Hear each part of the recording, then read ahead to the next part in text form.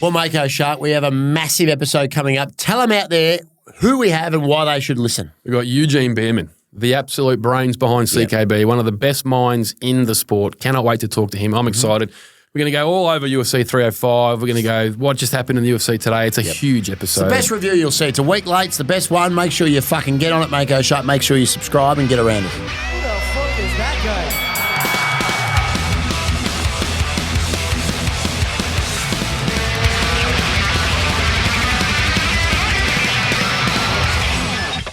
Welcome back to Who the Fuck Are These Guys? How are you, Mako Shark? Mate, I'm good, Matty. I'm good, mate. It's back in the studio again. Episode 132, brought to you by Delgado's, of course. Delicious. Cheers, mate. Cheers. Massive week this week.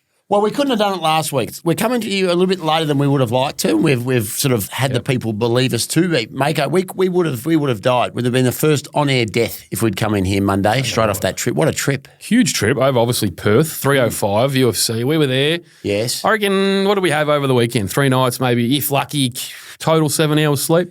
Not to big notice, not to pump us up, but like... The boys were really getting amongst it. 6 a.m. wake up. Actually, 5 a.m. wake up. 5 a.m. wake up. The Perth time zone stinks. It stinks, Mako Shark. But so we really couldn't get an ep last week. But I do enjoy, though, that you're surrounded by such physical specimens and just what they do and the highest of high elite levels. And then you have us just frolicking around the town, really sort of throwing caution to the wind, Mako, and really putting our bodies through hell. We've got a man on, speaking of putting people's bodies through hell, Mako Show. We've got a great guest. A guest that would probably, and we say it all the time, we've been trying for a while, but legitimately, no mayonnaise. This has been a guy that we had on the whiteboard at a very early. A day one bloke, this is. This is a day one. This is a treasured man. And if we had done the episode last week, we wouldn't have had him. So I reckon good things come to those who wait. We took the week off. We did. We put a few irons in the fire and we got him. The big fella. Yes. The main man, Huge. Big Huge? Oh, fuck, I'm excited to have you, John.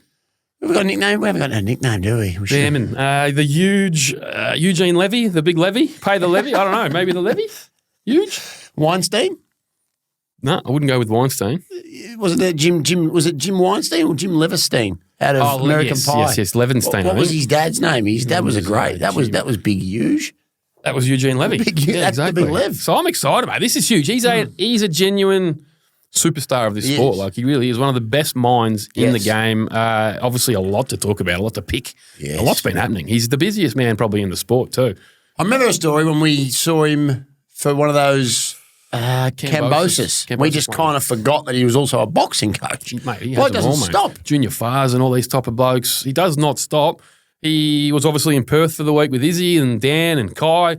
Straight to Vegas for Cam Roaston and the Contender Series. We're getting him, I think, maybe he's just now gotten home to New Zealand.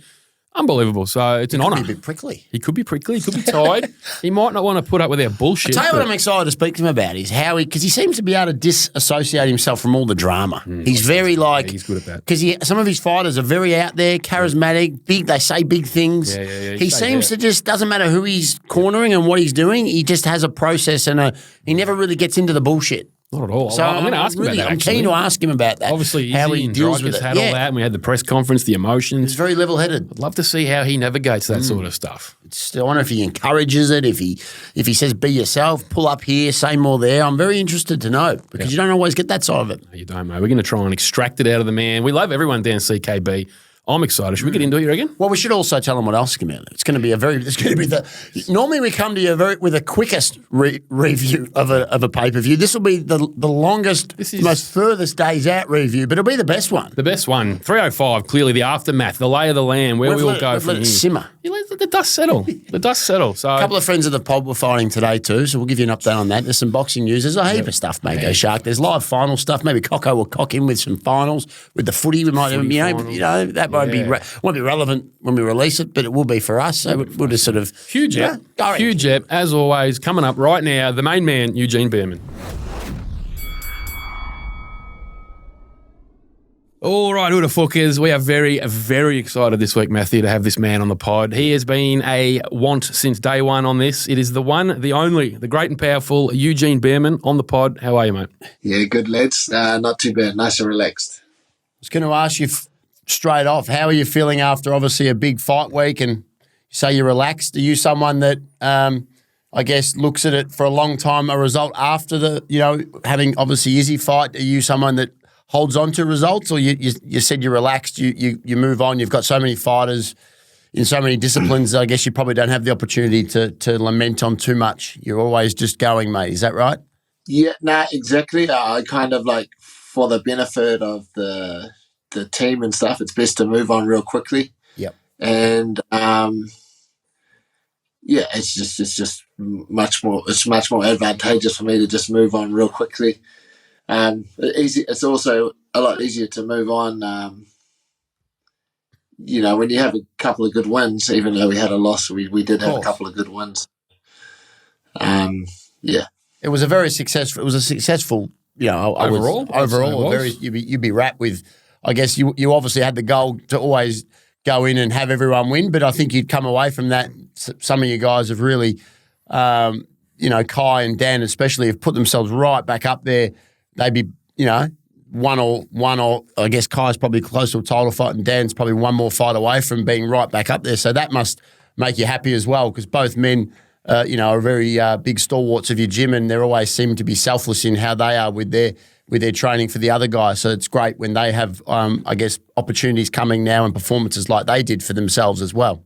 Yeah, for sure. Like, we faced something like pretty unique, really. Like, I had 3 guys simultaneously coming off probably the longest breaks they've ever had in their career, and all at the same time. So, that brought us a few interesting problems, but also brought us the advantage of that they were all going through that at the same time. So we were able to kind of cross over solutions and mix and match solutions that were working with one guy with another, and come up with something that we liked. But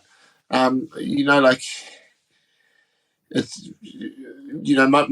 most teams, they just put one guy in, to be honest.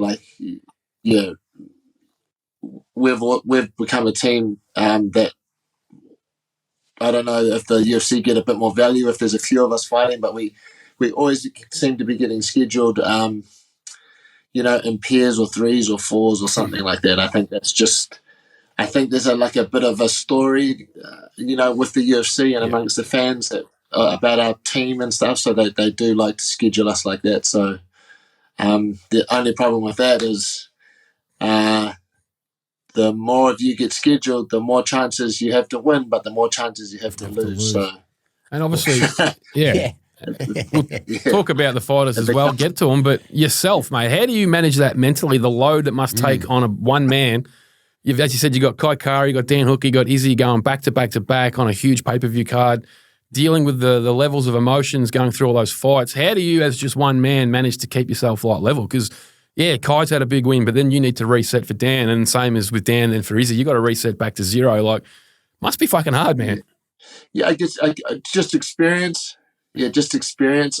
I've become very good at emptying the mind and moving on to the next task. A lot of people, they get really surprised when they ask me about a fight, and very obvious things that happened in that fight I have no recollection of at all. I'm like, even some of the biggest points in the fight, I can't even recollect them. It's because you just get so good at pushing information out and then taking the information in. You just get really efficient at it. So just experience helps me, I reckon. Yeah. I've always found it fascinating watching Eugene Mako Shark, because I feel like you're one of the least over-the-top coaches, or, when people have a win, you're not one of these guys that's hogging. You're very giving to your fighters, but you seem the same way when they lose as well. I feel like you're one of the most level-headed coaches out of the recognisable fighters that have. You're not the one that's really carrying on and sort of making it about them, but when they lose, you're there and you're the same person. I think your fighters must get a lot of they must enjoy knowing that that's the man you are, but they know you don't change, and regardless of the result, you obviously have a game plan for them, and I guess you guys trust in that. But you also know it's a sport where you can lose. You don't seem to ever really sulk or sook. Is that always been part of your character to be able to do that, or has that been something you've had to learn throughout your journey yourself as a coach and what you do for these fighters? I think I just look. I follow a very basic rule, life rule, and that is just in all circumstances, just be yourself. Yeah. And don't know where I got that rule from. Probably my dad, who's a very sensible man. But Yeah. if you do that, what I've found that if you do that, you can never go wrong because you haven't at any point in your life tried to present something that you aren't. Because when you start to do that, you start to trip yourself up. Mm-hmm. So whether we win or lose, I just try and be. It's not something I think about. It just happens natural. This is my reaction. How I would act naturally in terms of the boys and dealing with the boys. The boys in my mind in such an environment like that, which is it's just a crazy, chaotic environment. Like there's nothing like it in the world.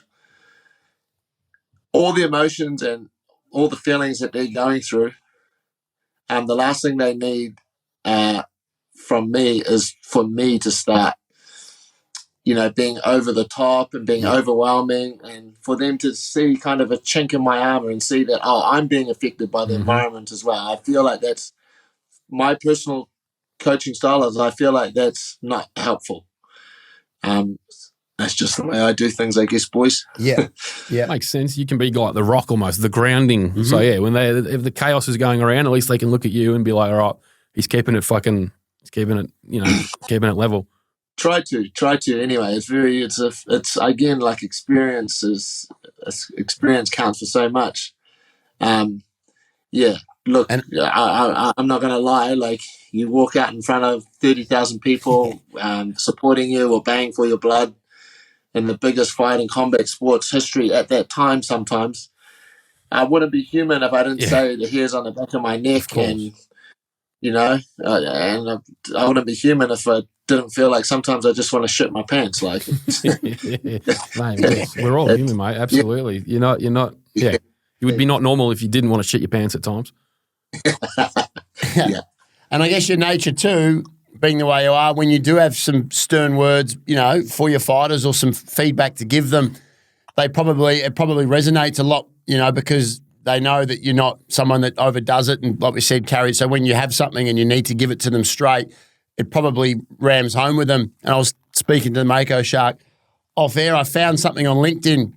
I've stupidly connected my LinkedIn to this thing that we do, which probably not that advantageous for my corporate career because we carry on like idiots. But I saw something that did stand out that you put up about your high school. I think it was a report card from 1997, and a teacher was, they were pretty straight down the line with you. But you said in that the next year was your best year and put you on on a path to, I guess, where you are now. So is that something that you try and do for other young men? Try and give them good feedback, but something that's not just going to be rah-rah. It's straight down the line, but it's hopeful that the lights will go and that they'll actually be able to make something better of themselves, because there's always paths that you get to, but it seemed like that teacher did something good for you. Is that something you try and do with your fighters and other young men and women that you come in contact with? Yeah, look, absolutely. And I sit in a much more advantageous position than that teacher did, because that teacher has to teachers obviously have to pick their words very carefully, and there's rules and regulations. They have to be diplomatic. Look, I'm in a fight gym, mate. Yeah, like I'm in a fight gym. You're not shy. You're not shy letting blokes know. No, look, if someone needs a lesson and a very serious lesson, I don't have to mix my words. No. I can just tell them straight. And there's plenty of that goes on behind closed doors, for sure. But this is part of the reason why I think I'm a big advocate for these gyms and kids and young men, because they're an underrated part of the community that is doing amazing things. It's just doing amazing things in the Australian community, whether it be Sydney, Melbourne, Wollongong, and it's doing amazing things in New Zealand. These gyms are central hubs for fixing up young men that a lot of the time the other systems in place are not doing any good. Yep. They're not helping them. So they're a frontline part of the system that's often been overlooked and underrated for a long time. But trust me, there's some wonderful things going on with young men in these gyms around Australia and New Zealand. Definitely, because obviously, yeah, like to get into this sport, I reckon at all, there's not a normal person. It's not a normal like career path for just people. So there's a lot of big personalities. There might be people that were on the wrong path. There might be just, I'm sure you've got it. Your gym would have so many huge characters and personalities that you have to try and sort of keep all in harmony. Must be pretty hard to tackle that. Yeah, look, I don't know what it is, but for the ones that want to stick to this and they want to do it for 10 years, 15 years, or 20 years, these people that doing that, they are never, they're very interesting people, you know, they're very interesting people. They're the type of person that says to themselves, I'm going to pursue this career. And, you know, like for sure, some of them are successful, but 99% of them aren't. It's a special kind of person that develops that kind of resilience, and that's why I love the sport. That's why I've stayed in the sport, because it's surrounded by these brilliant people that are willing to follow their dream, even though their dream is not necessarily going to bring them, you know, like everything that they want all the time. It's the 99% that fascinates us. We talk about it off air, on air, off air. We talk about it all the time about how much dedication every one of these men and female athletes have to put in at the hope that you might get to like the UFC or another league that's, you know, able to put food on your table at a full. But there's so many people that don't make it, but they still have to have the same training standards, the same. Yeah, everything has to be the same as the people that do, but they could use 10, 12 years of their life where they might not ever get there, but it's just they're just wired differently than most people walking around. They just have to be, I think. Yeah, 100%. I mean, if you like, I'm part of that 99% of guys that they did okay, but they never quite made it. And at the end of it, I can look back at a career, and I mean, how I look at that is I have met the most beautiful and wonderful people and had some of the best experiences of my life, but I have nothing to show for it. Like financially, I have nothing to show for it.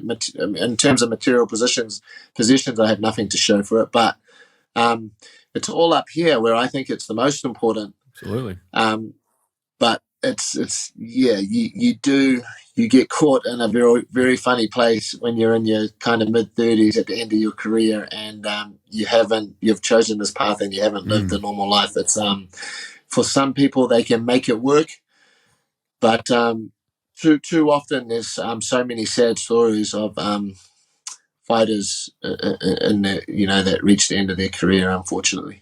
A lot of these blokes, sometimes it's like all they've got really is fighting and they just go all in, balls to the wall. But what about a bloke like Carlos Ulberg, who could be a fashion model, could be a runway model, he could be whatever he wanted, but he's chosen to be a fighter? I reckon that deserves a bit more respect as well. It's actually ridiculous. So it's a running joke on this pod. I just like talking about how handsome Carlos Ulberg is. It's just a running gag. You can ignore me. It's all good. It's all good. You stumped me. Yeah, look, I don't know. I don't know I don't know. I must be too old, but I definitely come from a place where blokes never talked about how pretty another man was. We're on the wrong podcast here, mate. You're on the wrong pod, Eugene. You're a good-looking man too. Don't worry about that. You just press hang up. You got to get it back, mate. Yeah, I'll get it back. Let's get to Perth a little bit. Let's talk about it. Let's start with Kai. What a fucking performance that was. He obviously, you mentioned, he's had a long layoff as well. He's been out for over probably about a year or more. His last fight was a fucking robbery against Al-Bazi. Oh, that was ridiculous. I know you probably can't say too much, but that was bullshit. So what's he gone through the last year or so, like trying to come back from a robbery, bit of injury, all that layoff, people probably almost writing him off a little bit against a guy like Steve Erceg, and then to come out and just remind everyone that he's fucking Maori, bro, and that's why he'll knock you out. How good was that to see? Yeah, I found fantastic. I've been with Kai a lot of years now, and I've been through all the ups and downs. It's just amazing, right? Like one fight, one bad decision can just change the course of your life and your career so much. Like from that, so many bad things happened. So many obstacles were put in in the way of Kai Kara after that. Like, imagine if he had got the decision, he got the rub of the judges then, we wouldn't be talking about this. But in the end, life happens a certain way for a purpose, and Kai's made the most of it, and he's well and truly, reminded everybody why he is like one of the best, if not the best flyweight in the world for sure. And I reckon too, like the crowd love him. People love him. Like he's come into Perth, fought, Steve Erceg, hometown, like hero, and we were over there. He was getting equal split. Obviously there was a lot of New Zealand fans there, but he's such a likable guy. Like he respectful. I think universally kind of loved. And then so no one was disappointed with that result. Obviously Steve's family probably, but like I think the crowd in general loved what they saw. And we spoke about at the start, like now he's really got a chance to get right back up there and be, probably fighting for a title, which he deserves. I think it's fantastic. Yeah, I mean, for me, it's great to see. Like, there's too many of these young guys that get in the UFC and think that the only way that they're going to go forward and make money is just to be an asshole. And Steve and Kai, for that matter, they're guys that they've said to themselves, "We're just going to be ourselves." And let the chips kind of fall where they fall. And so it's good to see guys like Kai and Steve, for that matter, who are just good blokes, get what they deserve. I think it's fantastic. And definitely. We spoke about it leading up to that fight. I think the loss obviously changed a lot of people's opinion on who was going to win that fight. We didn't want to talk about it because both men are friends of our pod. We've had them both on, so we love them both. But Kai's got a lot of runs on the board. He's been in there with a lot of talented big name fights. So he was always going to be a very dangerous fight for Steve. And I think. We didn't want to call it, but there was every chance that could happen because of what he's done. I think you have a good result, everyone thinks of you this way. You have a bad result, people forget of your actual ability. And he's one of the most talented fighters, and he showed what he can do. I mean, he's knocking people out. He's unbelievable what he does. And I think now, again, when he fights next, everyone will be in his corner saying he's going to win. But it's kind of funny how results recency bias. It's amazing in this sport. Yeah, I mean, and for sure, and but it's also, you make a good point. It's also why, like someone like me, I just ignore.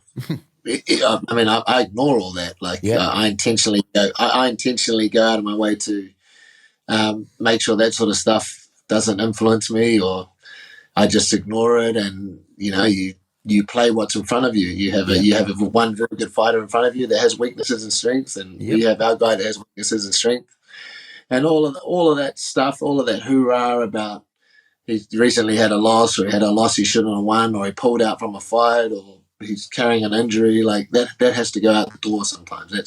That's what makes the fight interesting for fans, basically. Yeah. And then moving on to Dan Hooker, what a story that was. He's probably, I reckon, up there with one of the most loved, respected fighters on the whole roster, because you talked about just being yourself earlier about you. I don't think anyone's just themselves more just egregiously than Dan Hooker. He just seems like he is a mad bastard, isn't he? He is. He is. But yeah, he's a funny sort of a bloke. Like he definitely has a bit of a switch that gets flicked when you step in that octagon. The Dan that steps in the octagon and the one outside of it are, to me anyway, are a lot different. He puts himself in, he just takes his mindset to another level when he jumps, when he jumps through those doors. Got the dog in him. Just another level of mental fortitude that, you're already in a tough sport full of guys that can push their mentality and their emotions and their spirit to the limit already. But then you're talking about a guy that can push it kind of to the top 1% of those guys, the 1% of the 1%. So that's just who he is. And he was probably, go back maybe two years now, I reckon some people were starting to write him off. He had that unfortunate up against Arnold Allen where he lost that one. He lost to Islam, which is not bad. But people are starting to write him off. And then now it's just like it's a renaissance of the man. Yeah. He's now, I think, come out and said that he only just now feels like he's any good at fighting. Yeah. He's rattled off 3 in a row, the Jalen Turner win, this against fucking Gamrot. The man looks $1 million. Could you see this coming? Go back 2 years ago. Did you see this path possible for Dan Hooker? Ignoring all of that, yes, I could. And I tell you why. Because, you know, to the idiots out there, this is going to sound like an excuse, but you're talking about an Islam fight that I told him not to take. You're talking about an Arnold Allen fight that I said that's the stupidest thing to do, to drop down to that weight. You can't perform at that weight. You're talking about a Chandler fight. I said, forget about it. You can't train. You're in a garage. We're locked out of the gym. It's COVID. Yep. You're talking like, you're not talking about, me making excuses and stubbing that, he stubbed his toe or, you know what I mean? Like, you're talking about the only reason I would advise him to not do those fights is because it was very detrimental for him to do them. Yeah. And the unfortunate thing about Dan, he just cannot and will not ever say no to a fight under whatever circumstances are put in front of him. He just will never, ever say no to a fight. He just, and we've had deep conversations about it. And he has just said to me, looked me in the eyes and said, I cannot live with myself if I say no to this fight, even though I know I shouldn't take it. I cannot live with myself as a man if I say no. So I would rather go in there against all odds and fight these guys, which is like, it's crazy to me, but this is who he is as a person. I think it's obviously maybe similar to Volk as well, who maybe took a few fights that he might not, on reflection, think he probably should have. But I always think, especially with Volk and with Dan Hooker as well, it's that mentality, though, that probably got them to the point they fucking are to begin with. So it would be out of their natural, their realms to say no. And yeah, right, sometimes it's a bad option and it's probably detrimental to your career. But in a way, that's the only reason they've ever got to the level they have. You've got to have that sort of delusional mentality at times. Yeah, 100%. Volk and Dan, you exactly hit the money right. I mean, I said the same thing to Volk. I said you're a lunatic, mate. He is a fucking lunatic. Yes. Yeah. Yeah. I said it's. I think to be truthfully honest, out of all the coaches, I was the only one that said I think this is crazy and I think you shouldn't do it. And then I said, but if you decide to do it, I'll back you 100%. Yeah. But the reason I said that was not because I didn't think he had a chance. Because Volk, when you're a fighter that great, you always have a chance. When you give someone advice like that, it's because you give a shit. Yeah. Oh, definitely. Yeah, I think you need that person in the room for sure.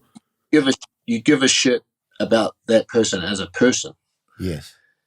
And that's where the advice comes from. And I just feel like, these guys, out of all people, to let them know the truth about, how I think and what I think, it should be me.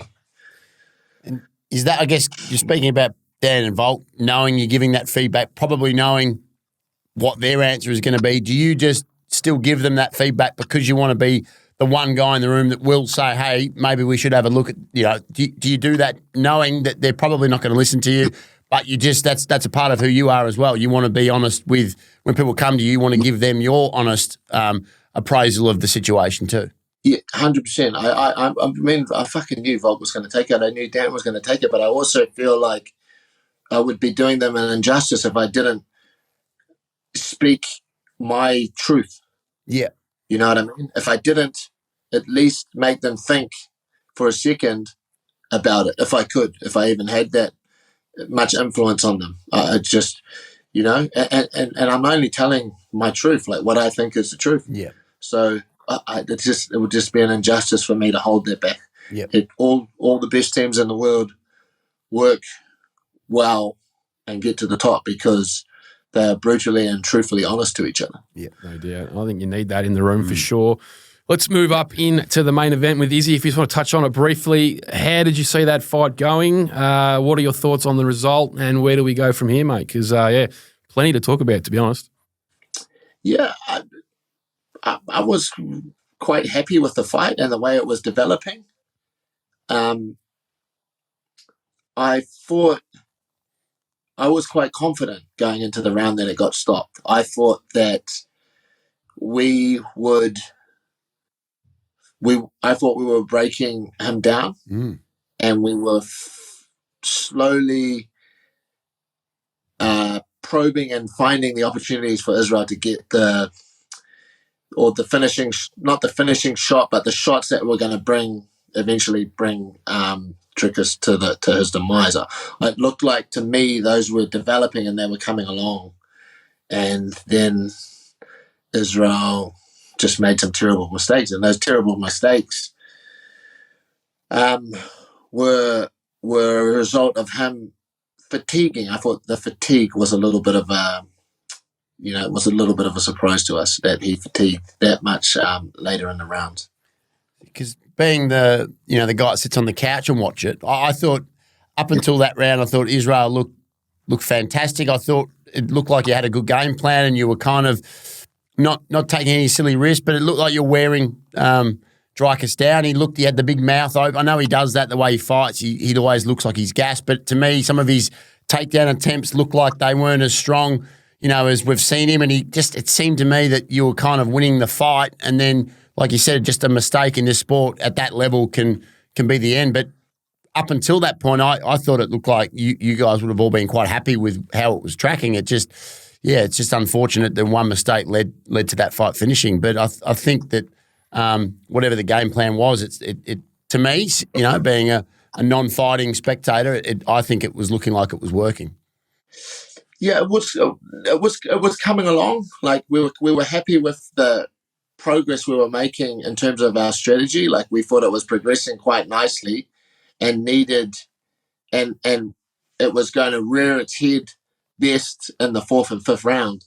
That's when we were really going to start ramping up some aspects of our game plan. But I think we did talk to each other about the fatigue that was happening. Like the other coaches did have a chat to me about that, and they were a bit concerned.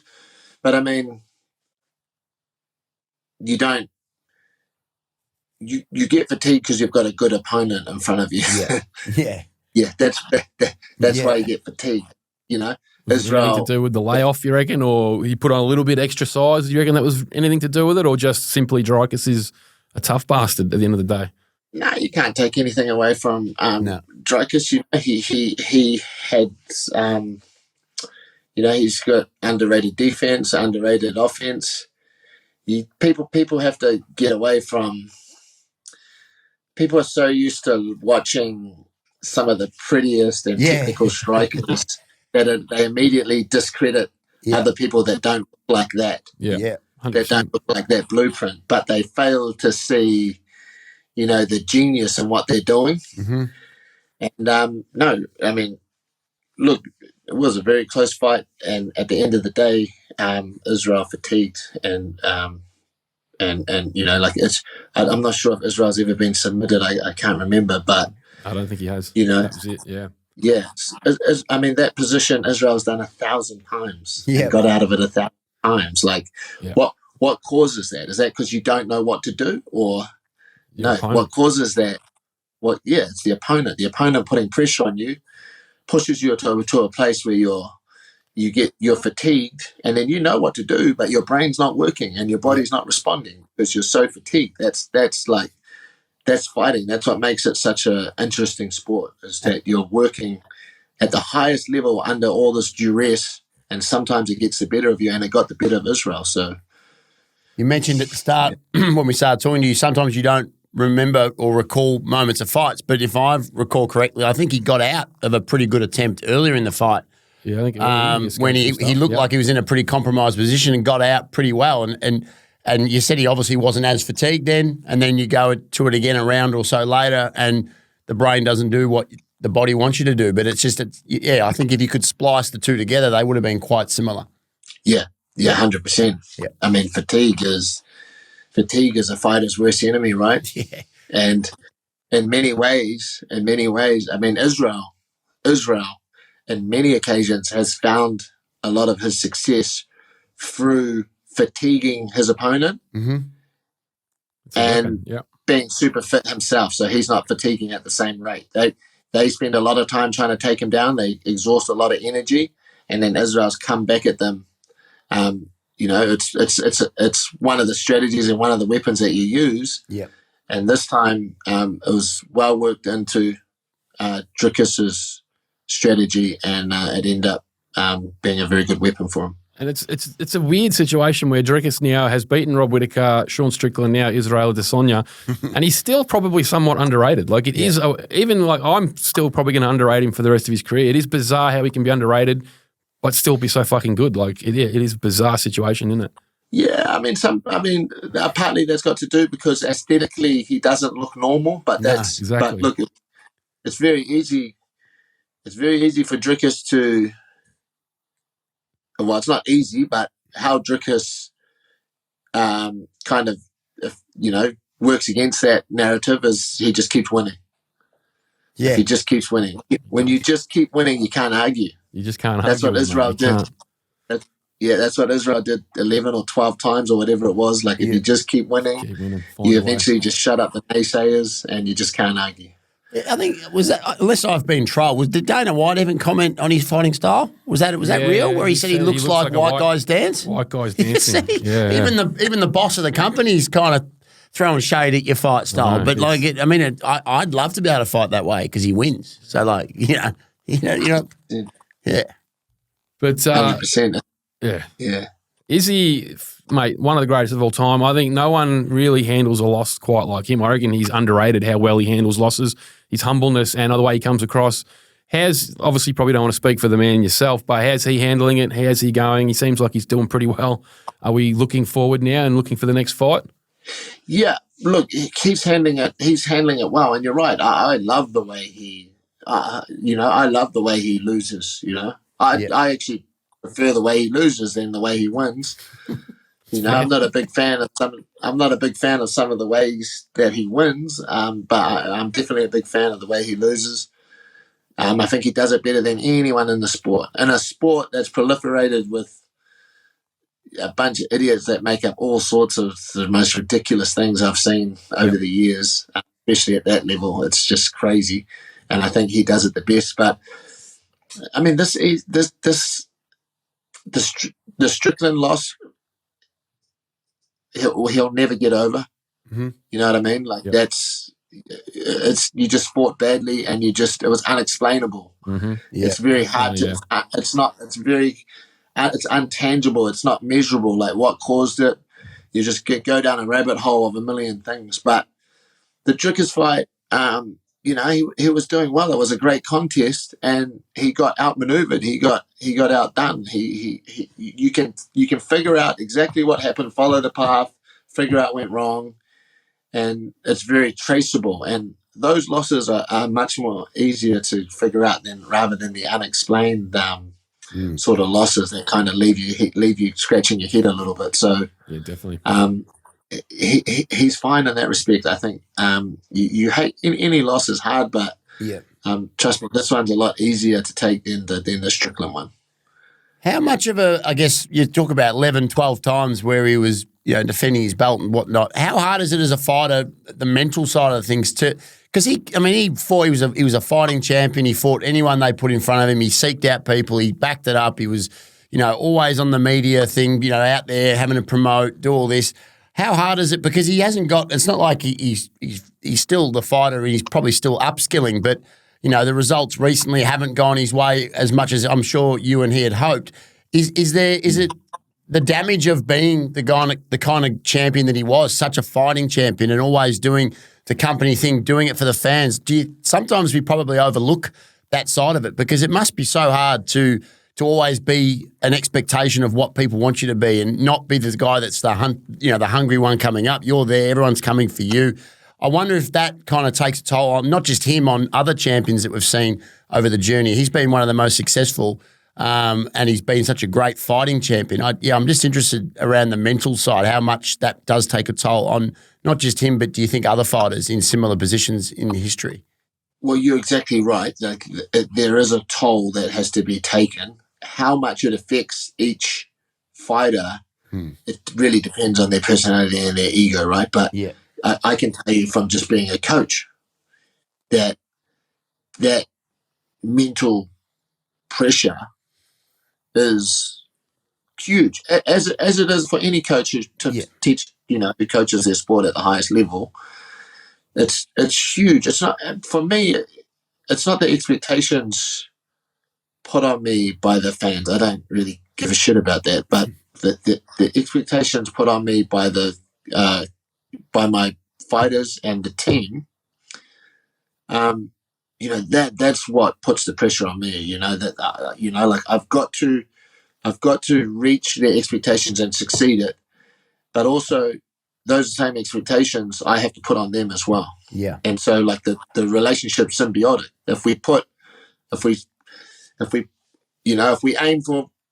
If we shoot for the stars, then that's what we'll reach. And it'll be difficult, but if we both ask upon each other that same goal, then it's gonna put all of us under pressure.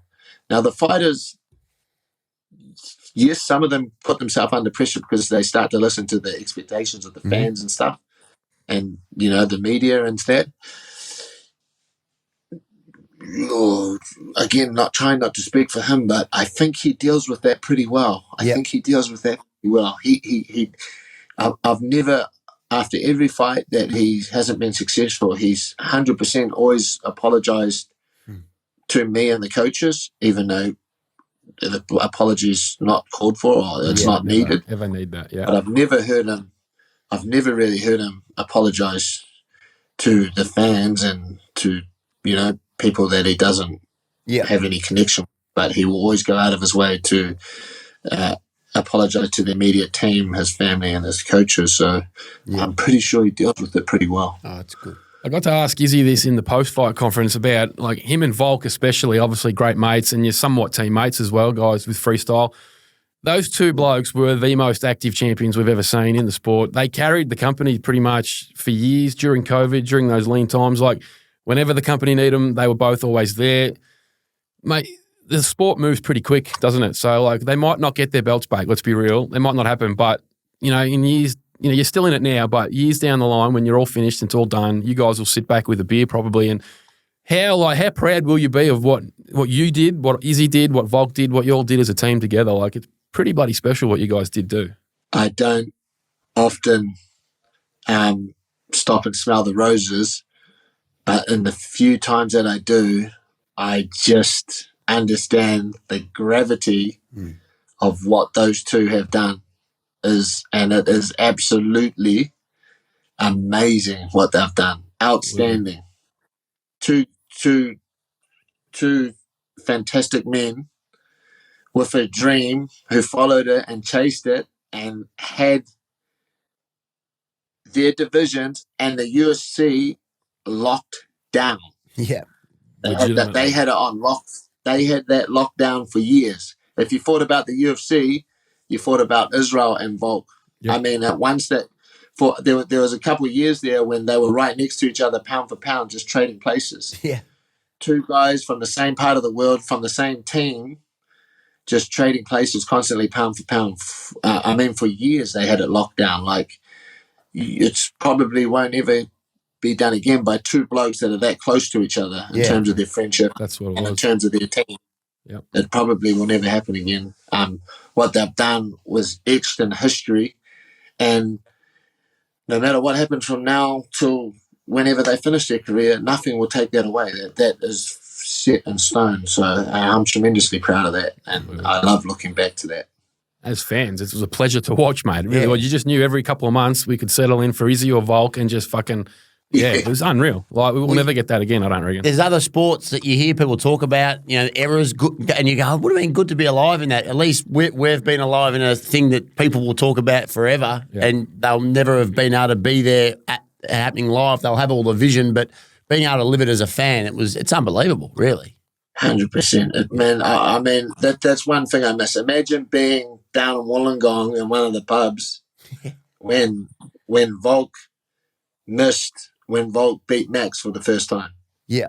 Imagine just like electric. You might not even be part of the sport, but that's something you're going to remember for the rest of your life. It's, I feel like, it's like all these young kids talk about wrestling these days, and I'm like, you had to be alive when Stone Cold Steve Austin was in his prime, mate. You just don't understand how good it was. Very similar to this. Yeah. No, 100%. Eugene, mate, I reckon we could keep you on this pod for the next 6 hours and continue to talk, but we won't do it because that would be disrespectful. I think you've got KFC there waiting, getting cold, which is no good, mate. We'll wrap it up. But, mate, it's been an honour to have you on. I'm sure you agree, Matty. Oh, I loved it. Absolutely loved it, mate. We'll have to have him back on. Well, if you'll have us, we'll have you back on, maybe after our Carlos Ulberg comments, maybe he'll tell Renee, those boys put a line there. Yeah. No, I appreciate it, boys. Hopefully we can do it again. And hopefully a lot more success comes to you guys, as I hope a lot more success comes to us over here. And shout out, you've got Navajo Sterling and Aaron Tozum up coming up in the Contender Series in the next few weeks too. So shout out to those boys. Hopefully we get a couple more boys in the UFC. That'll be unreal. All good, boys. Thank you very much for this. Thank you for your time, mate. Thank you. Well, Mako Shark, I look, I do say it every single time. Yes, you do. But I challenge anyone out there, far and wide, to have a better conversation. Find a better conversation. Find a better man. What a humble mate. How good was he with his time? Oh, he's been jet setting. He had fast food. He let fast food get cold. I challenge anyone to find a better chat with Eugene Bareman than that. That was a delight. Who gives two blokes time when you allow fast food to get cold? He said that off air. He goes, I've just gone through a fucked up drive-through, the worst drive-through in New Zealand. Oh. And then I'm like, oh, fuck. You haven't eaten your KFC yet. We'll keep it quick for you. So much more to talk to him about too. We could have spoke for 4 hours. We've gone 45, a solid 45 with Huge, mate. Our man. No gaps. Good chat. I liked it. We really covered a few topics there. You like touching the just thing. Trying to get that in the right spot. Coco always comes in and gives you the nice thing. But anyway, Mako. Nah, Huge is our man now. Make sure, if you're not already on the City Kickboxing, because we've got some other boys coming up too. We've got future weeks. I mentioned it at the end there. You got Navajo Sterlings. You got Toes 'em Up. Both are going to be friends of the pod. Both will be on the show. Got them coming up at some point. I might have upset Huge a little bit with my Carlos Ulberg. I've warned you. Coco's warned you. I've warned you. Look, it's cute. Your homoerotic undertones of this podcast, but you've gone to the head of the no, I can't be stopped, mate. You've gone to the head of the tribe there, the man that sits amongst them. I think he needs to acknowledge. Tried to look him down the eyes and make him say one of his fighters is an attractive man. I mean, he's an attractive man. Well, he is to us. He's told us through the whole interview. He just tells it how it is. Honesty, honesty, honesty. You're saying he's telling pork. I was just taking the cues from Huge. I wouldn't be who I am if I didn't mention how attractive Carlos is. They could be now called the Huge cues. He got to tell Volk, I don't think you should take the fight. Yeah. I got to tell him Ulberg's a hot man. Well, he is. It's just, I've warned you, though, off and on. All right, I'll keep it out from now on. Just be careful of who you're throwing. Good chat, though. Back to that. Good chat. Make sure you follow his gym. You follow all the fighters. Couple of great performances on the card. We'll talk about it. We've come back from Perth. Let's get into it, mate. We might be a week late, but no one gives a fuck, mate. This is the review you've been looking for, though. People have been sort of, where's our review's the one. This is it, mate. Where do we start? Do we start at the top? We take you down, but also on the weekend we give you a different look into one of these weekends because we're not journos. We're not hunting stories. We're not having to write 1,000-word sort of essays and get it up for print media. We're there. We get to kind of... We're just a bit more personality-driven. We do our best work after hours on these trips, Mako Shark. Then we keep showing up. People are freaking. They're doing media stuff. We were drinking piss cans. They're like, hang on a minute. How come you're drinking piss cans? Do you think it's funny how many people are concerned with how we get to do what we get to do? It makes me giggle. How about you worry about your own? Just worry about your own backyard. We don't ask you how you get to write articles. I don't ask you how you fuck your missus, so don't ask me how we do anything in this world. Stay in your own. Step off, as Bomber Thompson once famously said. Step off, George. No, he said all of you. So it was yeah. Step off. Oh, Tony, no. Mako Shark, that's our style. Look at his after style. Our operators. 305 was a hell of an event, Matthew. Hell of an event. In Perth. I thought it was a really good event. We travelled right over. We did. Minimal sleep. We talked about that. We won't get into it too much, but fuck me, the West Australian time zone can get stuffed, can't it? Especially because it's geared for the American audience. So everything starts at 6 in the morning, like 5. I think we were checking in media check-ins at 5 a.m.s, waking up at 4:30s, the alarm going off. It's not for everyone, this. Not everyone can be a road dog, Matthew. Mention a word there, gear. Tell you who weren't keen on the gear was the feds, Mako Shark. They were waiting for UFC fans at the airport. We got busted. Coming up with- We didn't have anything, but Coming up with fake rules. yeah. They were looking for And the bikies. bloke's done the fake voice too. G'day. Just let you know this is recording. My security camera's on now. I'm with the g'day. contingency. What was the word you used? Consortium. Consortium. The consortium against Outlaw gangs consortiums. And all we wanted him to say is, hey, you got a couple of you got some stickers. You kind of dress like you're going on the fights. Any chance you got some rack in your bag? That's what they should have said. You blokes are carrying. We were like, no. No. I loved it because he was looking for outlaw bikie connections. And I actually said to him, I go, mate, you are going to be so impressed when you see how squeaky clean my record is. I've never even done it. Oh, nothing. The worst I ever got was 1 detention in high school. That's all that's going to show up, son. Squeaky clean, the Mako Shark. Squeaky. It was funny though, wasn't it? And he's trying to, we're just like, mate, do whatever. And then after about 15, all right, boys, you can get moving. Yeah, It's like, of course. thanks, mate. And old mate behind us though, he Blokes got got done. pinged, yeah. Blokes were getting pinged behind Sniffer us. dogs, ping some Big blokes. start. And they were just ordinary looking people. We thought we were getting profiled. So, you never can trust. Profile the event for me though. Where do you want to start? Take me into it. The fight day. I might as well start early doors. We'll get into it early. Stewie Nickel, our man. And Nickel and Dimer. The Nickel and Dimer, Stewie Diver, Threadbow, Stewie Diver. Threadbow. Threadbare, unfortunately. Yeah. Mate, it's a tough world in the UFC, isn't it? Avalanche. Threadbow, was it? Avalanche. Yeah, it was a bit of an avalanche for Stewie in the fight.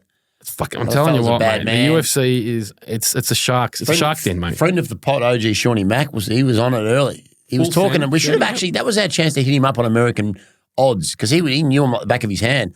Bro, like plus 2,500. Minus 250 is curse, bro. Tell you what, boys. No, but I thought the odds were out of whack. Obviously Australian, we like Stewie Nickel, but We do. that Jesus Aguilar is a bad man, and he Yes. showed that he's not to be trifled with. You don't trifle with him. So, Shocking Christmas dessert. I hate trifle. I've talked about it here before. Wet bread. No, There's like a wet sort of, there's wetness in there with a jelly. Sloppy, Peach. lumpy. Canned peach, I think, at the bottom. Coco, you ever had trifle? You a trifle man? I've had it. Don't like it. I haven't dissected it, but I've had it. Never gone onto a real deep dive on trifle? Well, I'm hoping the next generation, Coco's a bit younger than us. Hopefully, out. they're phasing trifle out. Trifle needs. Trifle out. Phase Christmas pudding can fuck off. Phase it out. I don't Dog mind the shit. pud. No, dog shit. What's that? What, the one that has like a tea towel over it and has like little bits of fruit in That's it? Christmas pudding. Yeah, that's shit house. What's with the teeth? They put a tea towel over it. What's going on? I don't need It's a anything. high maintenance Oh, and the other cake. thing that goes in a fucking tea towel, you already know this. I've been over this on the pod before. Is Christmas ham, mate. Oh, yeah. Piss it off. Can I ask you why that cake is so high maintenance? It has to have a fucking nice little. We've got to keep humidity. Yeah. Christmas ham, 6 days after Christmas, people are cutting ice cold slices like that thick, sticking it in bread. No, thank you. I don't like it. No good, mate. So anyway, Stewie Diver got beaten. Yeah. It's tough in the UFC, mate. No, No shame he'll in bounce that. back. He'll bounce back, get another fight, hopefully soon. Back on the horse. Don't worry about that. I think Thanks the to next Delgado's again, Mako Shark. Keeping us fat. We love the big easy, eh? Big Ewan. keeping us hydrated, Delgado's. That was all that was missing from this weekend. Yeah, would have loved a Delgado in Perth, but just couldn't find one. I meant more Ewan. The liquid would have been good too. Ewan's good too. Yeah. Big train, mate. Choo choo. Choo choo. Big train. Well, you were asking him at the thing. When we get him on the pod, you got to get him to start doing some. There was a wrestler that did that. Would have been tugboat. No, it was the Godfather. with his hoe train. Oh, yeah, Godfather as well. Absolutely. Hoe train. Yeah. Pimping ain't easy. Pimping ain't easy, Fighting Mako in the Shark. UFC ain't easy, but Tom Nolan did well. Did well. Third fight up. Mm-hmm. Got a good win. Yep, Got a good win against Alex Reyes, brother of. brother of. Went 3 rounds. The odds on that one too were a bit fucking how you going. He was minus 10,000, bro. Stop talking It was minus American 10,000. odds. It Talk was to like me in- $1.08 or something. $1.08. Which, he won the fight. No dramas, but like put a bit of pressure on a young kid. a Like, big call. He's 24, whatever he is, third Yeah. fight in. He's 1-1 in the UFC. I don't see how you give him $1.08. Like, No, a bit much. a lot of pressure on him, and you don't even allow his family to make a nickel Yeah, off you him. can't even jump on and make money. It's not worth it. It's unbackable. Well, it's actually unbackable. And even his knockout odds were like fucking bullshit. So I steered clear of that. But Yep. he's normally known as like a powerful striker, sort of one round, get the job done. But he went the full 3. Looked Great all for right. him, I reckon. that's good for him. Good for his show he can do it. show he can do it. That's I think a good win. Great win. I think didn't get the flashy KO or anything, but it doesn't doesn't matter, mate. You got another win. 2 wins now. You know what would have been worse than a flashy losing? A lose. So a lose, yeah. a lose would have been bad, mate. Tell you what, I mate, hate when you have a lose. hate having a lose like Yeah. Carlton just did. Great. Anyone watching football, If you're an Essendon supporter and you've had nothing for 25 years, that's about as good as a finals win. we were potting at the moment. We were talking to Eugene Bareman, so we didn't get to actually see the end of that. I saw Coco in the booth though. At one point, I thought he was getting. At one point, I'm trying to have a real heart-to-heart with Eugene Bareman, and I see Coco behind, popping. I thought he was getting angry because we were going long. I thought he was like, these fucking blokes, they just come and go as they please. They fucking Wanna go have drink their trifle. Dal Yummies. They're shitting on trifle, which is my favourite dessert. But he was popping for Carlton Great. losing in the last second, so that's huge. Oh, I can't wait to get Fun out guy, of here. Coco. Go watch We could that. have a beer with Coco one day instead of just, We'll have a beer, Coco. or is it risky to take the work relationship No. live? Mixed pleasure and business, I reckon. Yeah, okay. Yeah, he's nodding away. He knows. He wants a Del Yummo. Next fight up. Yes. Friend of the pod. Yep. Big friend of the pod. Friend of everyone. We love this bloke. Good man. Just a fantastic fella. Yep. Jack Jenkins. Yeah, great. Thoughts?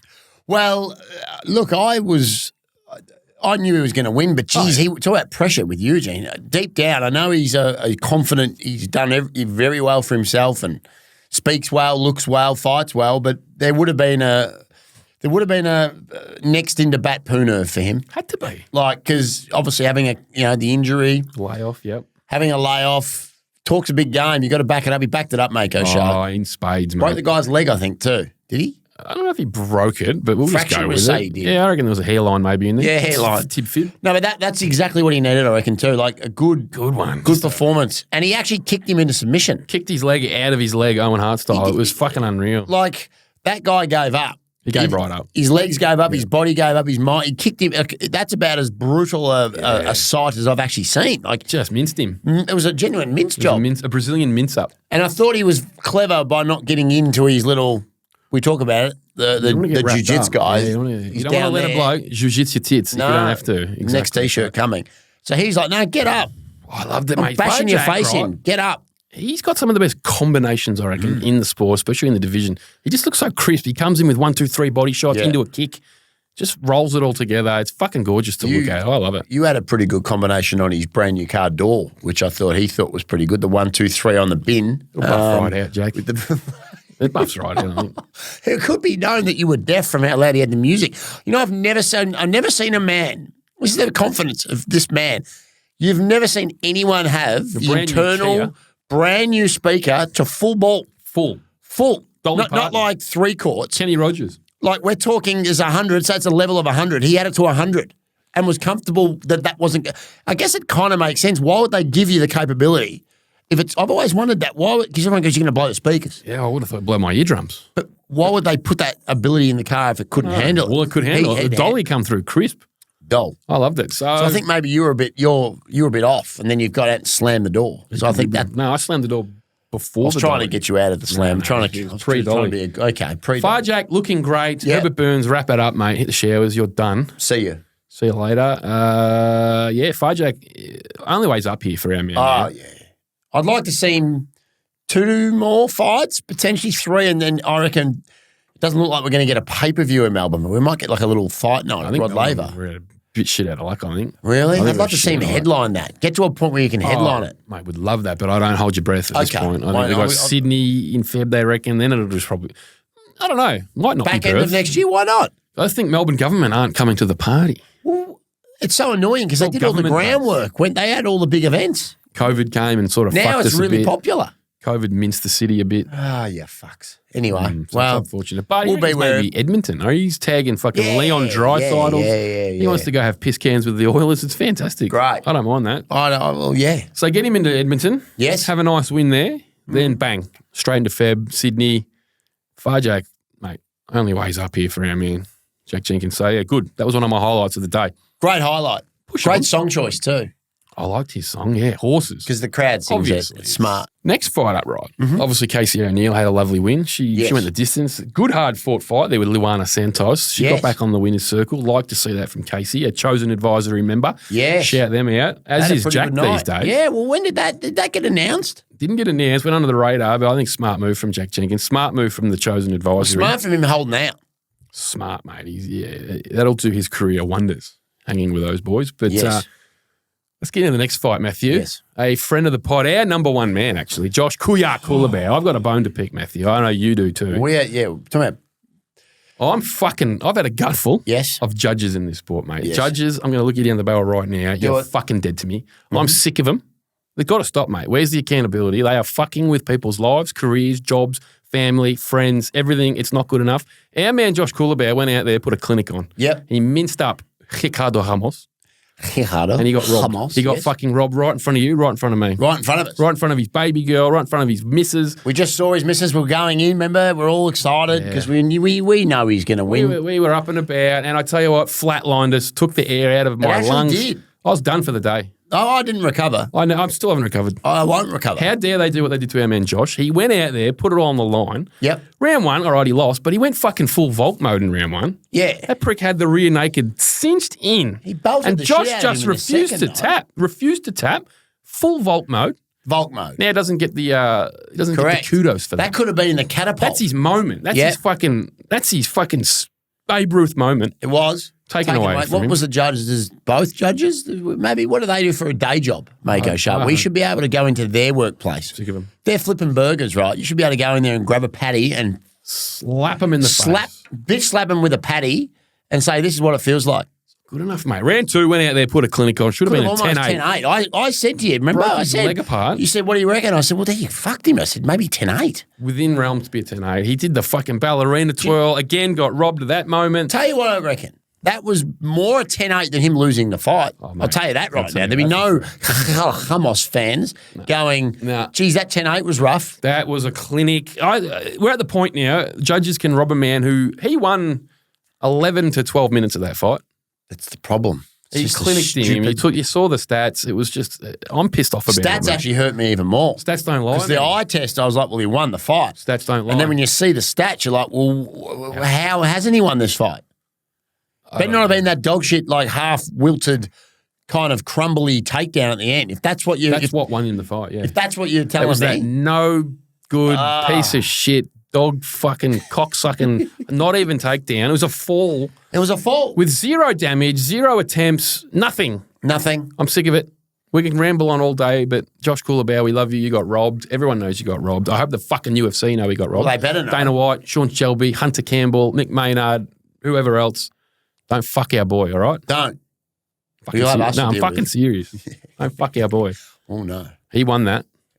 We know they do that sometimes. They'll go to you off air and be like, we know you won that, bro. Like, He's fine. don't worry. We know you won. He's marketable. He fights beautifully. Beautiful smile. Great smile. Don't want to get homoerotic. We've already done that. But No. But he's a good gorgeous, man. He's well liked. I love him. You know, like when in tennis, the locker room, they always went to the locker room. I mean, if they had a tennis, been, where there'd be no one ganging up like when they were against the Williams sisters trying to help make them lose, they'd be propelling him forward, He was mate. in like Mr. Philippines competition. He would win Mr. Congeniality. That's what he would 100%. win. Just the most lovely man in the world. And we saw him afterwards. Oh, I fucking love him. And he was still just a beautiful man. Beautiful man. You know? Robbed, blind, beautiful. He wasn't blind. No, he got robbed blind. Yeah, yeah. He wasn't blind. No, He was dancing. He was with it, mate. Doing the bloody the gravy knees. You want to give us a gravy knee here? Can you do it No. sitting? No, you can't, can you? No. That's a shame. But anyway, we'll move on because I'll get too upset. Onward. But Yeah, but I will say, anyone does that again, yeah. it's now been fucked twice. Do a third fucking. I'm actually going to do something. I'll do something Gotta bad. let the judges remember that we do the fucking. We do the fucking. We do the fucking. No one else does. That's another t-shirt. Yeah, we haven't done that yet. We Really? do the fucking. We do the fucking. Yeah, If anyone's going to fuck, it's us. it's us. Yeah. Don't even think about it. No, I'm So not thinking- that's they're on notice. Only people that are fucking around here is us. We are the ones that do the fucking, mate. Yeah. So we'll get off that, but yeah, we'll keep talking about it and continue. Skip through a few. Yeah, skip through a few. No, we'll get to the next one. Oh, Another yeah. weird sort of fuck that the whole everyone was a bit topsy turvy here for about 20 We're minutes. talking topsy. Junior Tafa, another friend of the pod, mate. June, the June bug. We love the June bug. What happened there? June bug. There it is. Tafa versus the rest. One mate. of these sick hats they got. They got sick hats. They got sick everything. They always release stuff but never really make it public where you can get it. Yeah, I don't The know. boys. So I'm going to have to hit them up. hit them up on the direct Ball line. man but- needs a hat. Summer's coming. I was watching some June Bug interviews before. Remember, we were in the media room watching some of his work. Oh, He's boy. very good. He's talking about getting his dick hard, bro. It was fucking. Yeah, I like knocking cunts out against my dick hard, bro. Yeah, he's a frightening man. This is funny stuff.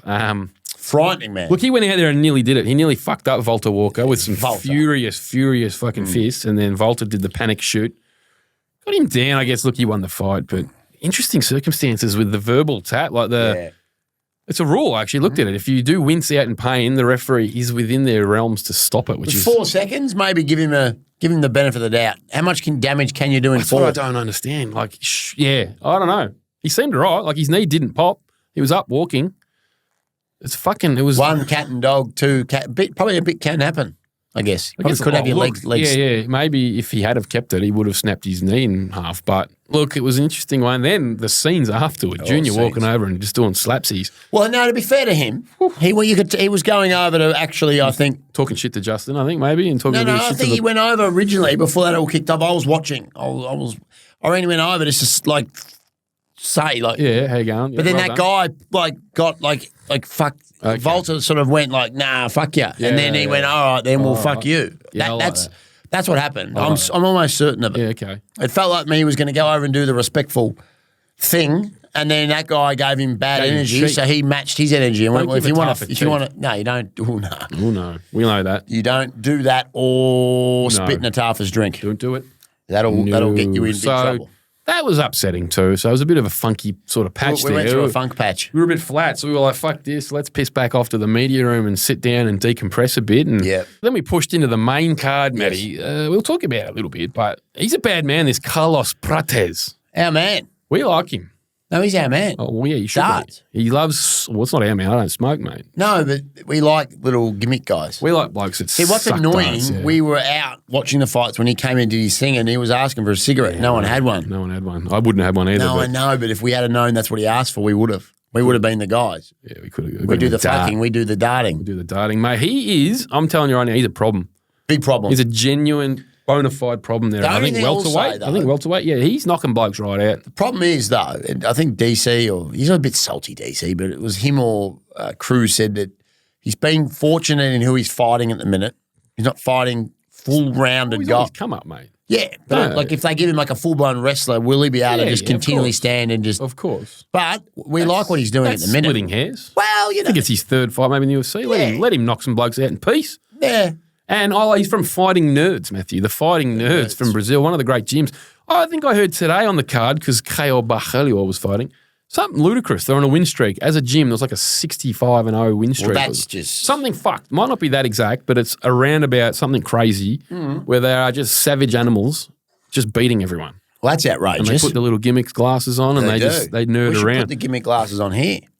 I think we should, yeah. Podcast nerds. There you go. Pod nerds. Get around us. Carlos Prates, I don't think you really speak English too well, so we'll try and get you on the pod, but one day maybe. One day. Tai Tuivasa, Jorginho Rosenstruik, Matthew. Yes. Not much to talk about. He's a bit flat. Talking about judges that fucked our man Coolabauer. Who the hell? Obviously, we love Tai, we love the Aussies, but who was that judge that scored it 30-27 for It was outrageous. Got yanked. Thank God that sometime finally they actually went there, tapped him on the shoulder and said, you, mate, out of the fucking building right now. Should be more of that. Not only should be kicked out of the building, he should actually be investigated. Yeah. Because he obviously had outside of him just being clearly stupid and doesn't know what he's watching, right? He's corrupt. He had tie on points, let's be honest. Is he corrupt? Is he betting on it? Yeah. He's betting on it. You cannot. He gave it to his missus and said, hey, babe, let's put $100 on tie. Yeah, I don't points. care what happens out there. I'm scoring at 30-27 for my man Ty. Yeah. There's no... And he was hoping one of the other guys would have brain aids. Yeah. He probably... Full that's blown. the point of what he thought of his own judges. He probably thought we could have got one... Yeah, braids. Got braids in, mate, this bloke. You can't... How good's braids? Can't defend it. Brain aids. Got the brain aids. Can you say brain aids? Brain aids? Full-blown brain aids? I don't reckon that's the least worst thing we've said on this podcast before. Probably right, but... What's wrong? Why couldn't you say that? I don't know if you're really allowed to talk about AIDS too much. It's a bit of a sticky topic. Is it? Aren't we past that? Probably are. Yeah, sticky topic. Well, it could be sticky at the time. Just be... Anyway. Be safe out there, Mako. Be safe out there. Tarp up. Put a sheath. Just be very safe out there. It's 2024, all right? No shame in tarping. No, that bloke, no defence on that scorecard. There's no shame in tarping. Well, mate, tarp up. If you're a young bloke these days, all these blokes run the gauntlet. No, I think do you run gauntlets? No comment. That's as gauntlet as I've ever heard, mate. Well, I think I was chatting to a bloke who's single, friend of ours. I won't name him, but he's like, it's not the actual he got annoyed because he went to a bird's house and she didn't have the sheaths. Yeah. And he's like, well, it's on you to have them at your house. It's also on the bloke, though. But he's not going to be the creep walking around with a fucking I reckon it's rolled up up to the bloke, fucking. to be honest. Nah, it's put the onus a on the horrible, man. it's a horrible thing to be walking around If with. it's your dick, it's your onus. I think you should have a little drawer at home that's got a couple of things in there. If you prophylactic, You prophylactic Don't you rappers. reckon? Home ground, you should have like Prophylactic rapper? you got to, mate. You got to have a drawer. Look, if you're a chick out there who would pay to have a prophylactic, You but can't have a bloke walking around with his crappy wallet. blokes go to the little fucking, on the toilet wall, that little dispensary rib. thing, little rib nibbler. I don't know. I haven't bought a fucking gimmick for, I don't know, how it's long a now? rib nibbler. 17 years. It's a shocking act. Anyway, We should start a fucking a Connie chat.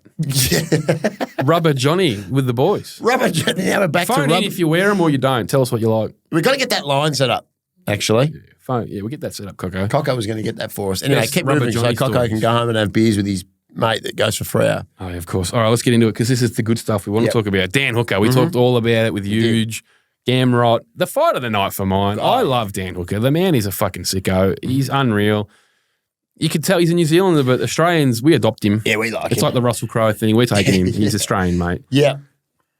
Probably the most loved bloke on the card. Yes. Place went berserk for him. It just loves fighting.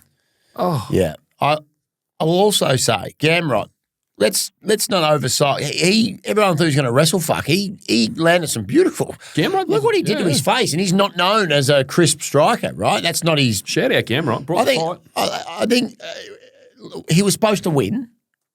I think Gam was paying $450. He was. We got on it. Ridiculous. I will say though, his stock didn't go down losing that fight either. Gamrot If anything, didn't. No. he's now opened him up to Yeah. a different fan base. People are like, hang on a second, he can bang when required. Not so boring that he always brought is. that energy the whole Yeah. fight week, and he wasn't one of these guys. It's like I'm going to stand there and bang with you, and then Look, he still tried to shoot, course, but but like obviously, but he definitely gave Hooker enough Yeah. standing and where he it brought was the best out of Dan. correct. Landed a few. I think that's when Dan does his You're only best as good work. as your dance partner, maker. Mate, they brought the heat that night, and yeah, shout out both of them. $50K, I think, fight of the night bonus. Without you, gravy knees wouldn't have. So you said, give me something. I Exactly gave you right. gravy. Exactly But if you were right. just a flat guy that said, what are you even doing getting a beer from the fridge? Sit down, you Sit fucking down. lunatic. Stop dancing. No, there was no gravy. You were dancing like Dricus fights. Very good and undefeated. Shout As out a champion. Dan Hooker. So I Yep. love that, mate. He now on an absolute Oh, tear. who do He's- you want to see him fight? Bang, he goes to number 5. He should fight Connor. I'd love that. Just do that. I don't think. Yeah, I'd love. Isn't it weird how the world turns, right? Michael Chandler came into the UFC, knocked out Dan Hooker in like the first round. Yep. Dan Hooker was like the forgotten man Yep. almost. But now, if you just thought about that fight today and you thought Dan Hooker Chandler, you'd just put all your money on Dan Hooker, wouldn't you? 100%. But as we just heard, I didn't know that. I did, but I probably did at Well, the time. yes. It was in COVID, couldn't train, all Couldn't that train. shit. You don't I mean, realise that Jesus. stuff. So I think, look, yes, the Conor fight would be sick, but probably not going to happen. No. I think there've been chatter of Oliveira, Yeah. right, which is okay. I don't mind that. But I think the fight to make Tell me. is Justin Gaethje. Yeah, that's good. Dan Hooker, Justin Gaethje is the fight for mine. They'll have pubs, Fucking chockers. chockers. Two men that are just both sickos, both got that same just something not quite right in the brain when they get into a fight. I think Gaethje's coming off a loss. Am I right? Yeah. Max Yeah. Holloway dropped him. I can face down. He got beaten by someone else. He beat Poirier, got knocked out by Max. So he's coming off a loss. Dan's coming off 3 fucking sick wins. How that isn't already being made is beyond me. That's the fight. That is the fight. Make the fight. Hooker Gaethje. You Well in for done, that, Dan. Coggo? You'd love to see that. Love it. That would just be fan-friendly, 50K bonuses, no doubt. He's got his head in the footy. He does. Not No, good, no. And then what are we going to talk about? Co-main, Oh, the friend of the pod versus friend of the pod. friend of the pot off. And look, I It was like watching your two kids battle it out in the backyard, wasn't it? didn't see that happening like that quick. But as I said to you in a conversation, as I said to Eugene, Kai's been there, done it for a long time. You know, he's one of the best fighters. Yeah. He's a bad man. he was a liver shot away against Mourinho from you wouldn't even be having this guy like Yeah.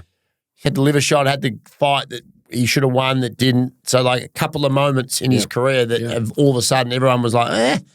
And the Eggs had, a pretty quick rise. So, and this won't be the worst thing that's ever happened to the Egg. This actually be good. Egg will be back. Eagle, because That's a technique thing. I mean, I'm not a fighter, but it's a technique thing. got Going caught, back mate. without your hands up. Yeah, You're going to it get hit happens. by a man And that's got... Kai obviously has got that reach, he's the height disadvantage. So he Correct. comes in, he launches in with does those big. launch. So he got caught on the end of one. And that he could have happens. easily been hit with a little Ursi left on the way in too. It's just Firstly, look fighting. sharp, mate. They both look sharp. Two of the best in the world. Our man, the omelette, will be fine. Be fine. Look, the yeah, omelette. it's another loss, but don't worry about that. He's fighting the tippy top of the world. Tippy tops. He'll go back and smash someone else. Don't worry He about that. We love the omelette. This will be one of those cliches, just going back to I go ran into forward. the omelette just briefly at the after party at the Metro City. I probably have to apologise, I reckon. I will probably come in a bit hot Did you come in hot, did you? to the USC. He was probably coming off a loss. What'd you do? I just come in a little bit hot with the how you going omelette. I think I probably was a bit loud for him, a little bit tall and loud and probably a bit much for omelette at that time of night. So Is I that- hope yeah, I wasn't you too were annoying. we were hosting the after Yeah, party. so So if he's watching, which I'm sure he is, look, if I got a bit much in your grill, I'm sorry about that. You're a lovely guy, though. You weren't doing anything other I than was just love. saying I love you, Egg. Speaking of that after party, Wasn't great. you ever felt comfortable coming out of a dab? Ever felt comfortable going into a dab? Dabbing a bloke, right? I'm not a big dabber. Not a dabber. I don't like to dab. Dab. Was it dab or dap? Dap. Dapper Dab. bloke. Dap. Dap. It's dap, yeah. See, that's how much you're not So a big dapper. I can knuck you or give you a nice, firm shake. What about Maintaining. shake into a clasp? Not really. Into or I'll a hug you. pullback. Nah. Into a fist. See, nah. I either 4 hug steps, yeah. or I'll just look you in the eye and shake your hand or give you a knuck. What about that one when you do that? Or the tickle. Yeah.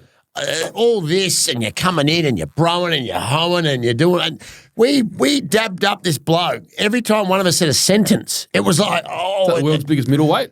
that guy, That bloke, yeah. lovely guy. Forgotten his name. I love that He bloke. probably gave me a clinic in how to. I can probably come out of that knowing that I can dab with the best. He's a good fella. I choose not to. Like Jerry chooses not to choose race. not to race. I choose not to dab. If anyone out there sees me, Don't can you dab, just give dab. me a? I'm nearly 40 years old, mate. Straight up Shut. and down. Just like the Jim Carrey. Meat and potatoes. Just give me that one. A meat and potato because it makes me uncomfortable. No, that's So if fair, you- mate. That's yeah, fair. If I've ever fucked up a dab, which I mean, you fucked up a dab with the bloke off Miami Inc. Keep that story for another day. But if I ever fuck one up, just take it into heart that I don't like doing them. We met Dennis Rodman though. We nailed a couple of We clasp, nailed- I- couple of claspy boys We into clasped. Actually, that's the best I've ever dabbed. Not that I can really remember what we did, but I'm sure we did. It's fine. I'm Well, sure it, Dennis got, it, come led, in. it led to tequila shots and Coronas. Dennis come in for one. I'm sure. Two rounds. Love Dennis. Wasn't one round with Dennis where, Double up. and he suggested the shout. Come with me, boys, bought to us the bar. drinks, yeah. Bought us a shot and a beer, and then we thought we were. And he's like, no, we were. Stick around, boys. 6 minutes of Love Dennis. Dennis Rodman. And then Yeah, we got best the man. re-shot. So, like, we can dab with the best of them, but I just choose not to. So, if anyone out there, I just don't feel comfortable. It's not part of my Yeah, me. I agree. Anyway, sorry I to. agree. I'm not a big dapper. So, if you came in hot on Ursig, I probably fucked up a dab or two. But the Reese brothers, I'm sure I fucked that dab up. They were dabbing. They're loose, those blokes. Oh, yeah. Keep that, though. Don't kiss and tell, Mako Don't kiss Shark. and tell. I tell you what, main event. We got to get through this, mate. Quickly. Israel Adesanya, Yes. Dricus Duplessis, Matthew. He is not a rugby player, Matthew. You're not. He's a You've been fighter. texting people. He keeps winning. He does. Still don't like him. I don't dislike him. I actually think he's probably not the worst bloke, to be perfectly honest. I think he's probably all right. I reckon you could have a beer with him and Probably. I reckon he's all right. I'm just not Well, it's going to. flat that he won. Like, flat that he keeps winning. He I just beat want to Robert. keep doing the thing we do. So if we We can can't. still do that, even if Can he is we? a good bloke, yeah. Okay. He has been texting a rugby player, but it doesn't matter, Matthew. He Okay. somehow keeps winning. It's odd. Maybe it's not odd. Maybe he's actually very good. He is very good. Yeah. Doesn't look like he should be, though. That's the thing. So, Yeah. Israel, we talked to Eugene all about it, but We did. this is the fight game, isn't it? It's a matter of not a game of inches, it's a game of millimeters, and he got caught and made a mistake, taken down. That's all she wrote. It's brutal, man. We didn't get to ask Eugene about Izzy and who he would like him to fight. Probably some potential newish matchups, but not a lot there. It screams. But even with Dricus, it's a bit boring. Well, Dricus has got the Strickland fight. That's what's next, I've that's heard. boring. And then it'll be Rob or Khamzat, which is an exciting fight. So, He's already fought Rob. yeah. Well, hopefully Rob goes out there and beats Khamzat. We And need then that. we get to see a reborn Rob up against Reborn Dricus Rob. and doesn't get run through. Yeah, that'd be good. That'd be great. Mako Sharks. Anyway. Do you have a tank this week? I went. All my anger and tank was really on the call about Okay, judges. we have to have some sort of tank. Maybe I not wasn't the happy big, with. I know who you're Do you not want- happy you with. get- What about the airline? Yeah, the Virgin. airlines. No What one about really a f- cares though about two blokes having airline trouble. I'm but sorry. You cannot be getting a 4:10 text saying you're on another flight and you're going to be 10 hours late. Well, we got to set it for the listeners. I We had a guess. Sorry. we had a 7 o'clock flight. It still annoys me. 7 a.m. flight, Melbourne With to Perth, extras with baggages and all and sorts. emergency exit seats because we're the tallest men on earth. Yeah, we wake up to a text at 4 a.m. saying, sorry, you have been rebooked. Not only just rebooked, I thought rebooked to a slightly later flight. Whatever. No dramas. I actually I wake up, I look at the fucking phone, I realise you've been rebooked Melbourne to Sydney. Yep. And then it's a 6-hour layover in Sydney, and then a Sydney to Perth. You're going to get in at 8 p.m. You don't need to be waking up 4 a.m., starting to hyperventilate, panicking. Going to miss the press conference, going to miss all sorts of hobnobbing. KO function we were invited all sorts to. of business deals, jive turkey, wheeling and dealing. Part of the time we go there's to network, mate. Network opportunity. So I'm freaking, Matthew. You're freaking. I was less freaky though. So I was out of the box calm. I don't know how. So we thought, fuck it, all we can do is go to the airport, plead our case. Yeah. Which didn't really work for us. They were like, Well, I got there early and laid the charm. Nothing we can do for you, boys. Well, no, she said just wait. No, eventually she did. Yeah. Because we were so persistent and lovely and charming. Eventually, shout out Joy at the Virgin Australia Melbourne checkout desk. Shout her out. Looked like a battle axe. Lovely lady. Yeah, battle axe, but like, lovely. On first look, you're like, this is not going to work. They've seen enough people On first come look, through the airport. She was going to cancel our follow-up flight, I reckon. That's where that was leading. How many blokes come to the airport, their flights have been cancelled, they just crack the shits, yell at them. Yeah, that's why. And you get more flies with honey, my missus said to me. Wife said to me as well, don't do what you normally do. Remember, she said, just be nice. So we charmed the First time I've ever pants. been nice to someone in that position. So we were fucked, right? So she goes, just boys, 7 o'clock flight, just wait around until about 6:30, just stay here. Yep. And we'll see. I'll put you on the standby. Maybe something will happen. I said, fuck, I hope there's a car accident. And 2 people don't show up. And she goes, look, there's a You chance. actually wished ill. Well, I don't give a fuck. Yeah. And what happened? Got to about 6:40 and she's there frantically fucking tapping away. And that other bloke was great too. Yep. What was his name? Brandon. Edmund that liked Asahi. Yes. He liked I got him going with that. Yep. So that was good. So we got the call up. Tap. She goes, bang. She goes, hang on a second. I've got you on. Don't worry about this. Just fucking run. And we ran, Matthew. And we did the Home Alone. We did the Home Alone through the airport. Normally you see people do that and you think, you fucking loser. You're a wanker. Just get to the airport early. And I had to keep screaming out, not our fault. Yeah. It's Virgin's fault. That woman I wanted to just completely just obliterate verbally when she had she had the audacity when the X-ray stupid, that little machine where all your baggages. That thing. Yep. It was banking up, but for some reason people weren't getting him. So I just used my height to advantage and leant over. You can't do that, sir. And I said, well, I can, because Joy said you got to hurry up. The plane's waiting for you. And she said you should. She had the audacity to say you should have got here earlier. I was there at 5 a.m. Oh, boy. That was. Oh, we're going to get that arrested was where it was. here. Yeah, I was. We got through it. We got there. Got on our flight. All worked out well. And then they fucked us on the way home. The one home Let's was. not get into it. That one was the worst one, though. We're at the after party. Yeah. 6 billion beers deep with a 7:30 flight in our mind. Get a text saying, I'm already worried about that, though. your flight has been rebooked. You are now going to Hobart. Perth to Hobart. Cocko, Hobart. And then not only Hobart, then another 8-hour layover in Hobart. 7:55 from Hobart to Melbourne, mate. This Getting home at like 10:30 at night. This can't happen. Lucky you had the phone out, though. And you got us on a 6 a.m. flight, which was horrific. So fuck Virgin. Virgin can get stuffed. It doesn't matter if you book extras and you do all this shit. They still fuck you. I've never had that back-to-back flights before, so fuck them. They sting. We hate the airline. And looking at the week ahead, we thought we were fucked with no fights on Sunday, but there's fights on Wednesday. Boxing, Mako Shark, friends of the pod, No Limit. Putting out another stellar. Nikita Zoo, Cohen Mazudia, yes. Good card. Great card. Always a good card. Got the other bloke fighting. There's also Jazzy Parr fighting. Yes. There's someone else good fighting too. It's a pretty good card. They're all good. Great card. Yeah, Nikita should get the job done here. So go to KO, order that, and have a great time on a Wednesday. We're going to wrap it right up. Yeah. Just a quick shout out over the weekend. Eternal, friends of the pod. Lockjaw, big win. Yes. Over Rod Costa in the trilogy. And shout out Harry Webb. Barbecue. The Weber Barbecue. Yeah. Fight of the century. Broken nose, I think. Broken I cheek. think broken jaw, broken nose, maybe somewhat they thought broken leg, but I don't think broken leg. A 5-round war from our man Harry Webb. Great event too. Great event to end Eternal. No, it is. If you haven't seen it, go watch it. It is probably the best fight in Australian MMA history. Yeah. It is 5-round slugfest. Both men. The other bloke wasn't real. That fucking bloke coming on a day's notice, coming up a weight level. Cop Hamill, I think his name is. Yeah. Cop Hamill. Cop Something. Bro. Kaspovich. What a fight. Yeah. What a fight. So what about that mate from last year in February? The car park warrior. young fella that said he's gonna do big things. He went out and had the knockout of the night. Jankowski. Yeah, Frankie Jankowski. We just thought we knew he'd fight it, but we didn't know to that level. The crowd went fucking bonkers. They went ape shit. They went Burko. So a good event down there. Harry Webb, we'll get him back on. We tried to get him on this week. Yes. He's still over in Perth. Yeah. He's in the wars, the big fella, but he'll be back and we'll get him in this and we can talk all about that fight because it was a fucking absolute knockdown, drag him out, suck him off that was. You talk about a suck him off and a bonkers and a Burko. This episode's been one of the greats. Okay, Shaka, you wrap us up and subscribe, like, do all that shit. We need it. Please do. Subscribe, share, comment. Subscribe's the big one. Subscribe. Yeah, it's the big one. So anyway. What else you want them to do? I just want to say thank you to Eugene Bareman before I tell him to root me. I thought I was doing the setup. It was a good setup.